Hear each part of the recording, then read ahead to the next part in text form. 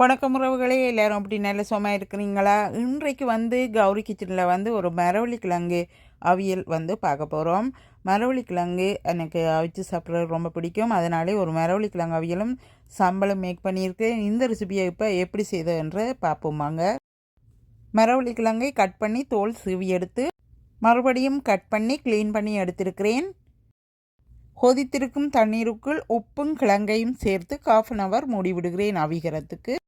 வறுத்தெடுத்த செத்தல் 10, உள்ளி 6 பற்கள், கறி லீஃப் கொஞ்சம், மிளகு 1/2 teaspoon, புளி 1 துண்டு, தேங்காய்ப்பூ கொஞ்சம், உப்பு 1/2 teaspoon, சுடு தண்ணீர் கொஞ்சம். இப்போது மரவள்ளி கிழங்கு அவிந்துட்டார், இறக்கி எடுக்க போகிறேன். தண்ணீரை வடித்தெடுத்து ஒரு டிஷ்ஷில் சேர்த்துக்கொள்கிறேன். இப்போ மரவள்ளி கிழங்கும் சம்பலும் ரெடி ஆகிட்டார். வாங்க பார்ப்போம் எப்படி இருக்கிறாருன்னு. இந்த பாருங்க, சம்பளம் சூப்பராக மேக் பண்ணியிருக்கிறேன். மரவள்ளி கிழங்கையும் சம்பளையும் இப்போ சாப்பிட வேண்டியதுதான். எத்தனை பேருக்கு இந்த ரெசிபி பிடிக்கும்? இந்த ரெசிபியை செய்யும்போது எப்போதுமே எங்களுடைய நாட்டு நினைப்பு தான் வருங்க.